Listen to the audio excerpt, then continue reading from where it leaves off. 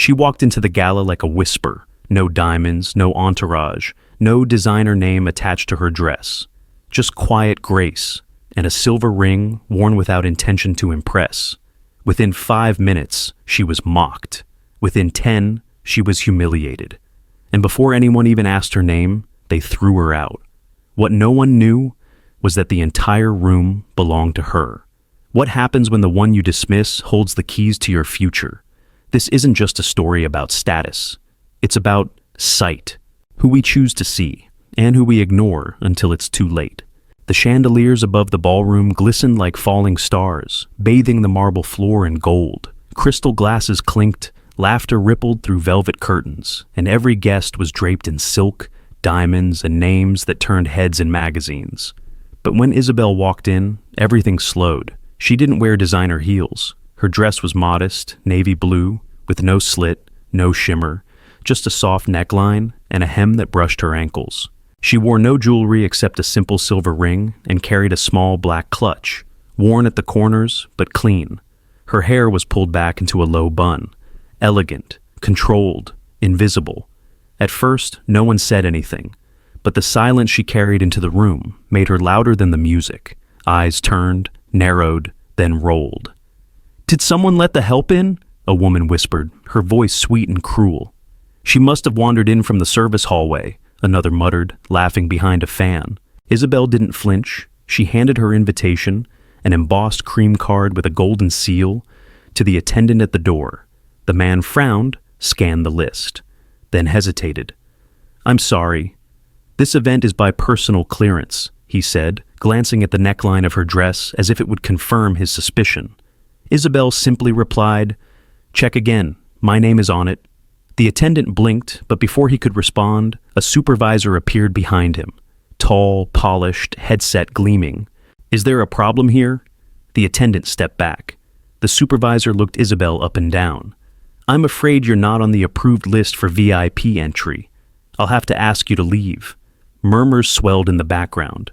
The music continued, but the attention had shifted. Isabel's grip on her clutch tightened. She could have said one sentence, one name, but she didn't. "Of course," she said, voice calm. She turned without another word, walking out the same way she came in, heels quiet against polished stone, leaving behind a trail of whispers sharper than glass.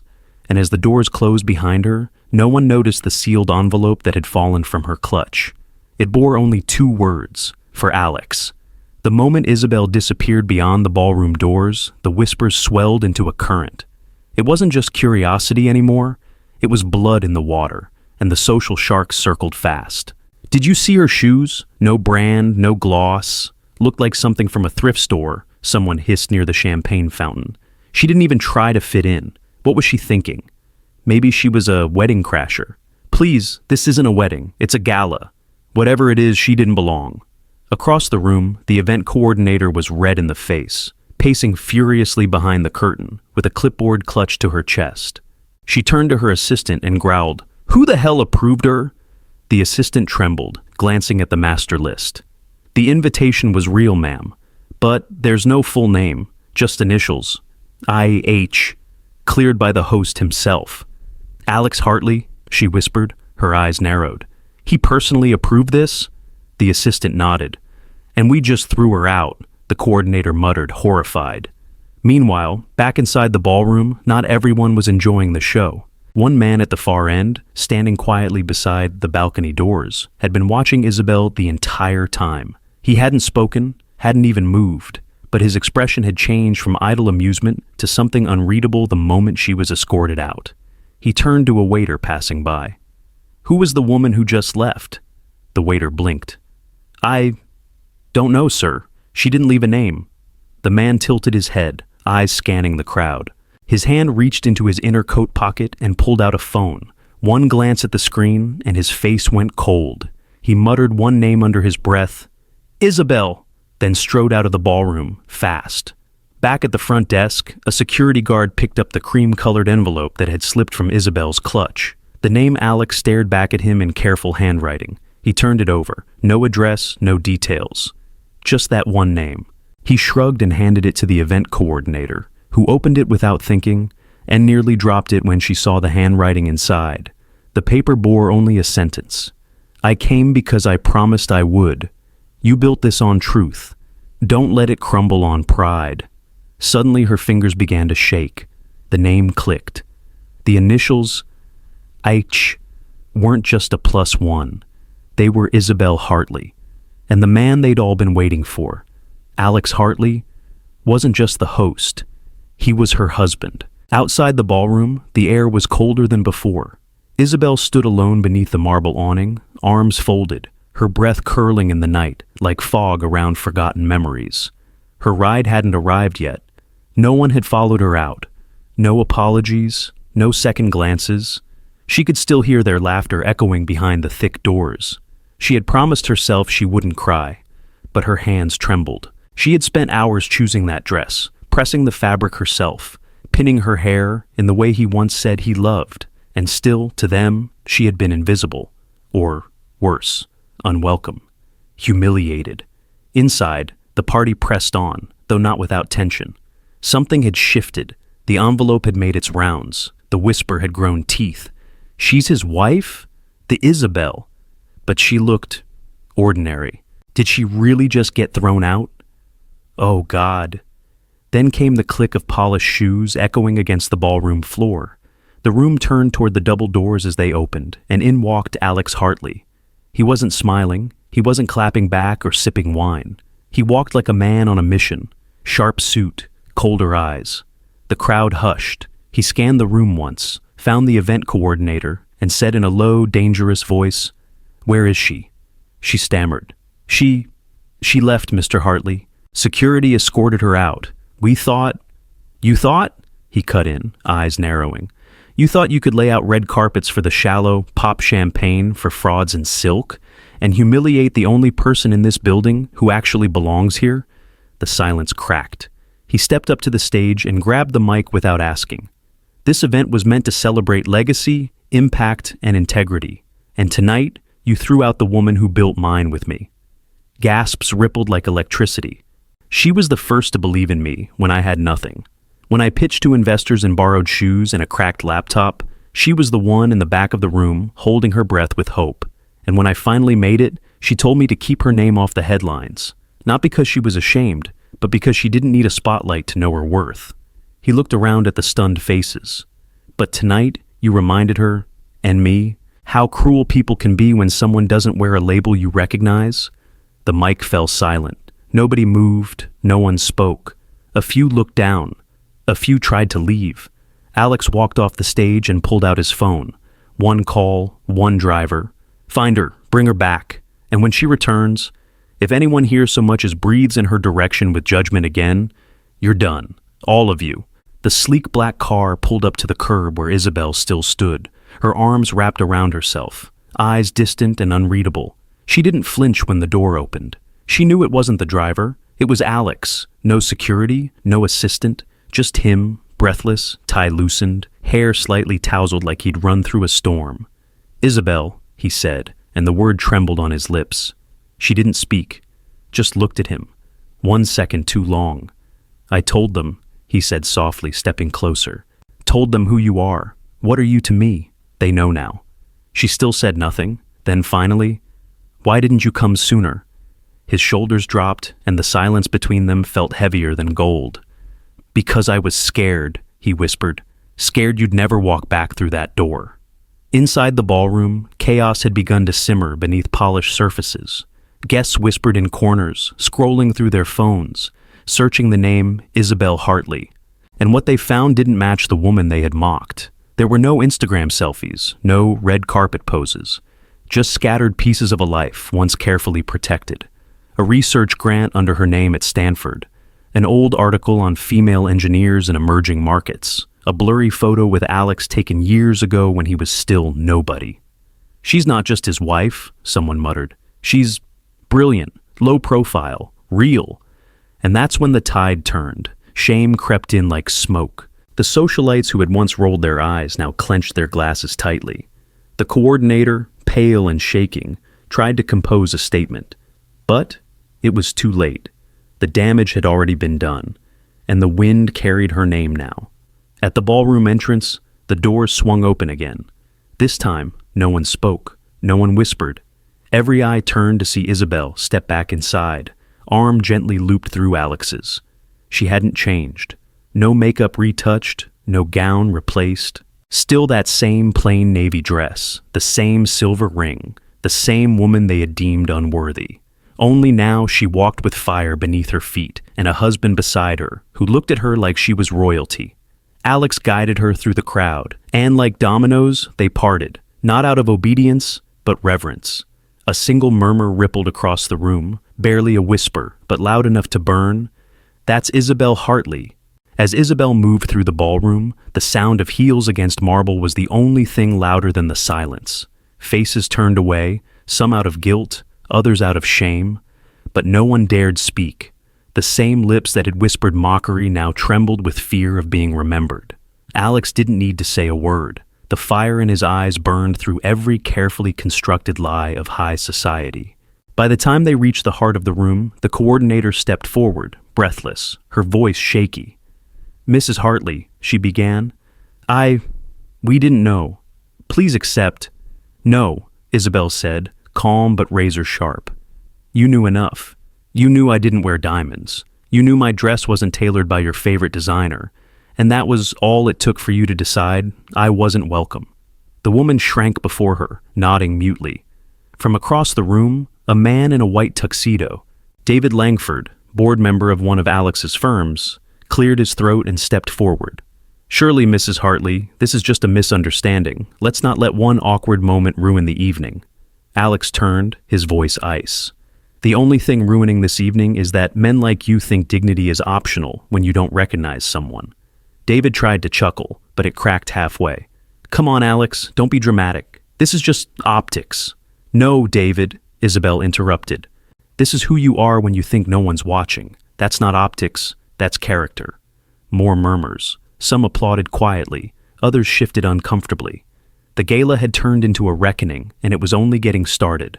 One by one, names that once held power began to sweat under the weight of truth. An influencer couple who had scoffed at Isabel near the coat check suddenly remembered charity appointments. A woman who had bumped into her earlier without apologizing now stood frozen, mouth open, glass forgotten in her hand. Outside the venue, reporters had already begun to swarm, catching whispers of the scandal unfolding inside. Billionaire's wife humiliated at her own husband's gala. Social elites caught mocking woman later revealed to be co-founder of secret investment fund. Back inside, Isabel walked up the stairs toward the stage. Alex stayed beside her, steady and silent. She turned to him and whispered, "Let me." He nodded. She stepped up to the mic, looked around the room, and said, "Some of you think I'm angry because I was thrown out. I'm not. I've seen worse. I've lived through worse. What broke me was knowing that if I had walked in here with a label you recognized, a brand, a title, a designer name, you would have opened every door. Instead, you closed them. That's not just rudeness. That's the disease of this world." A beat of silence. Then another. Then someone clapped. Then another. Then all at once the room erupted, not with forced applause, but with something deeper. The kind of clapping that said, "We were wrong. We know it now." And as Isabel stepped down from the stage, she didn't smile, she didn't balk. She simply took Alex's hand and whispered, "Now they see. But I saw them first." Isabel didn't stay long after the speech. She didn't need to. The room, once filled with high heels and high egos, now shifted under the weight of her quiet command. Every step she took toward the exit felt like thunder in the bones of those who had dared to laugh. Alex walked beside her, his silence no longer cold but powerful, the kind of silence that speaks louder than any announcement. Outside, camera flashes erupted like fireworks, journalists scrambling to capture the woman who had just silenced a ballroom of billionaires. But Isabel didn't stop to pose. She walked past them, into the back seat of their car, and disappeared into the night. By the next morning, the headlines were everywhere. Plain woman turned out to be billionaire's wife, humiliated at gala, thrown in her honor. Isabel Hartley breaks the internet. Grace, power, and a mic drop heard around the world. Online, videos of her speech racked up millions of views in hours. People quoted her words. Strangers defended her. Influencers who had mocked her tried to backtrack. "We didn't know," they wrote. "She was so quiet, so unassuming." But it was too late. The world had already chosen a side, and it wasn't theirs. Meanwhile, Isabel sat barefoot in her kitchen, sipping coffee from a chipped mug. She wasn't watching the news. She didn't need to. Her phone buzzed relentlessly with interview requests, endorsement offers, and apologies wrapped in PR speak. She ignored them all. "You okay?" Alex asked gently, stepping behind her and kissing her temple. "I am now," she replied. "I just needed them to see. Not the wealth, not the title, just the truth." Later that day, she returned to the office she had helped design, only no one knew it was hers. The building bore Alex's name, but the backbone, the strategy, the grit behind it had always been her. She walked past employees who once dismissed her as just a +1 and straight into the executive boardroom, where the real decisions were made. Every head turned as she entered. "Gentlemen," she said calmly, "I think it's time we revisit the structure of this company." Alex stood by the glass wall, arms crossed, watching proudly as she took the lead. Not as the wife of the CEO, but as the woman who helped build the empire with her bare hands. And just like that, the woman they once pushed out of a party had walked back into power, and this time, no one would dare ask if she belonged. Rumors spread fast in business circles, but nothing moved quicker than silence after exposure. Just days after the gala, Isabel's name started appearing in places it hadn't for years. On old university reports, forgotten patents, and even in faded photographs from tech incubators in San Francisco. A few curious reporters began to dig, and what they found didn't fit the narrative of a quiet, elegant wife who had merely supported her husband. What they found was a shadow legacy. Projects funded anonymously, foundations launched under aliases, and early investments in some of the most successful startups of the past decade. Isabel Hartley wasn't just a billionaire's wife. She was one of the silent architects of modern innovation. Before Alex became a household name, Isabel had already changed the game, quietly, deliberately, and by choice. One journalist finally published the piece that made the world stop. The woman behind the throne was the queen all along. Screenshots of Isabel's old emails, where she advised Alex during his darkest financial days, went viral.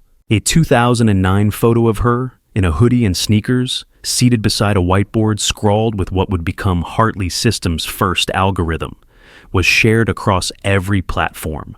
At first, people were in disbelief, then awe, and finally, shame. But Isabel didn't bask in the sudden reverence. She remained grounded. When a young employee at the firm approached her nervously, stammering an apology for not recognizing her sooner, she smiled gently and said, "It's not your job to recognize power. It's your job to respect people before you think they have any." That line, captured by an intern's phone, became the quote of the year. Back at home, Alex watched the world finally catching up to the truth he'd known for years. "I told you," he said one evening as they sat on the balcony, city lights below them. "You're a storm, Isabel. Not everyone knew it at first, but they feel it now." She chuckled softly, tracing the rim of her teacup. "I didn't need them to feel it. I just needed to remind myself I hadn't disappeared." She hadn't, not even close. The world was now beginning to learn what Alex had learned the day he met her, that Isabel wasn't just part of his story. She had written most of it. A week after the gala, Isabel received a letter. Not an email, not a message, but an actual envelope, cream-colored, handwritten, no return address. She opened it slowly. Inside was a single sentence. "You walked away once, and we never understood why." The signature was familiar. Victor Lin, her former partner. The one name she hadn't spoken in nearly a decade. The one person who knew what she had built before Hartley Systems, before her name was attached to anyone else's. The one who still held the secret she had buried with her past. She folded the letter quietly and tucked it into the drawer. But something in her eyes had changed. That evening, Alex noticed her silence. "You got something?" he said. She nodded. "A ghost from before you," she replied, eyes distant. "Before us." He waited, giving her space. And finally, she told him the truth. The whole truth. Years ago, Isabel had co-founded a biotech company that was on the verge of changing everything. Revolutionary cancer detection algorithms, AI-driven diagnostics. It was hers, her brainchild, her code, her sleepless nights. But just as they were closing a deal with a global investor, Isabel discovered that her partners, people she once called friends, were planning to sell the core technology to a foreign bidder, a move that would strip the software of its ethical guardrails. She fought it. She tried to stop it. But she was outvoted. So she did the one thing they never saw coming. She walked away. Not quietly, not shamefully. She deleted her name from the patents, erased her contribution, and burned the bridge behind her. No one ever knew why. Until now. "I could have stayed and become one of them," she told Alex, voice steady but tired. "But I chose to leave it all because I didn't want to be rich at the cost of conscience." Alex stared at her, not with surprise, but with awe. "You lost everything to protect something bigger," he said, "and I've never been prouder to be your husband." The next day, Isabel did something unexpected. She went back to that company, not to reclaim it, but to face it. She walked through the same doors, past the same polished walls, and into the boardroom where her name had once hung on the plaque. The current CEO, a man who had never looked her in the eye before, now stood to greet her. "Why now?" he asked. "Because," she said, "I'm no longer afraid of being remembered for what I gave up. I want to be remembered for why I walked away." And then she handed him a proposal. One to buy the company back, not to control it, but to restore its original mission. She didn't need power. She needed purpose. When the news broke that Isabel Hartley had made a formal bid to reacquire the biotech firm she once co-founded, the business world held its breath. Not because of the acquisition itself. There were bigger deals being signed every day, but because of what it symbolized. She wasn't just coming back. She was coming back for the unfinished chapter that had haunted her for a decade. Analysts speculated. Shareholders panicked. Her former partners scrambled behind closed doors. And yet, when she entered the negotiation room that Monday morning, she wore the same calm expression she'd worn the night of the gala. Composed, unbothered, untouchable. One of the executives, the very man who once belittled her as just the tech girl, stood to speak but faltered under her gaze. "You've come a long way," he said, trying to sound diplomatic. "No," Isabel replied. "I didn't come a long way. You just kept running in circles." Then she dropped the documents on the table. "Here's my offer. I'm not here for revenge. I'm here to restore integrity. Either you sell and let me fix what you broke, or the world finds out just how deep your betrayal went." The room went silent. She didn't need to bluff. Everyone had seen what she did with Hartley's systems.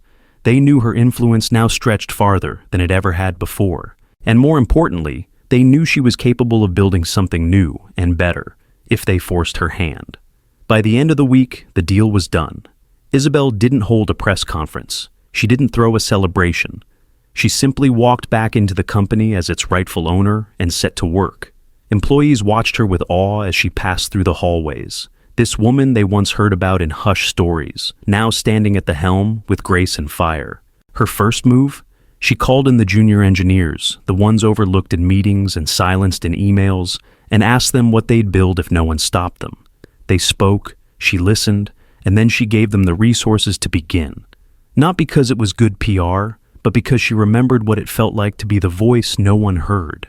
Meanwhile, Alex watched her transformation unfold like poetry. At a private dinner one evening, he lifted a glass to her, to the woman who never needed a throne to be a queen. She smiled, but her eyes were fierce. "This time, I won't be sitting on any throne," she said. "I'll be building one big enough for others to stand beside me." Months passed. What started as a scandal at a gala had quietly become one of the most inspirational reversals in corporate memory. Isabel didn't chase headlines, yet they found her anyway. Her company, now revitalized and restructured under ethical principles, was not just profitable, it was admired. Her leadership model, centered on dignity before hierarchy and innovation before politics, was being taught at business schools. But none of it changed how she lived. At home, she still brewed her own coffee, still wore sweaters that didn't carry labels, still read poetry instead of press releases. But something inside her had changed. She no longer felt invisible. She no longer felt the need to shrink herself for the comfort of others. On a rainy Thursday afternoon, She visited the old neighborhood where she and Alex had first shared a one-bedroom apartment. It was small and cramped back then, but they had made it a home. She stood across the street, umbrella in hand, staring at the window where she once coded all night while he sketched out pitches in a notebook. "We had nothing but a dream," she whispered, "and each other." Alex squeezed her hand. "They still do." Later that week, the Gala committee sent a formal invitation, this time to honor her. A full event named after her vision, her principles, her name. She almost didn't go, but Alex encouraged her. Not for them, for the girl they laughed at. Show her she won. And so she walked in. Not in a designer gown, but in a dress she stitched herself from old fabric that once belonged to her mother. Heads turned again, but this time in reverence. There was no confusion about who she was. She didn't need a spotlight. She was the light. During her speech, she said only this: "You tried to erase me with silence. I answered you with legacy. Let this be a lesson, not about wealth or status, but about seeing people before they become impossible to ignore." The applause was long, and this time, genuine. Somewhere in the back of the room, a young woman with calloused hands and shy eyes stood near the catering table, watching her. Isabel noticed her, walked over, and asked gently, "Are you okay?" The girl stammered, I want to be like you." Isabel smiled softly. "Then start by not letting anyone tell you you don't belong. Even if they do, walk in anyway." And as the lights dimmed and the night ended, the world didn't just see a billionaire's wife or a businesswoman. They saw a force, a woman who had been mocked, dismissed, erased, until she turned those very wounds into weapons of grace. Isabel Hartley didn't ask for a crown, but in the end, she built an empire with her bare hands and wore the legacy like a quiet thunder, and no one would ever forget her again. They laughed, they whispered, they pointed fingers. But the woman they called nobody turned out to be everything they were trying to become. She didn't just walk back in to prove them wrong. She walked back in to remind them what real power looks like: silent, steady, and unbothered by applause. Some were left clapping, others were left trembling, but all of them remembered her. Because in a world obsessed with image, she was the reminder that substance never needs to shout. And long after the lights went out, her presence echoed louder than any orchestra in the room.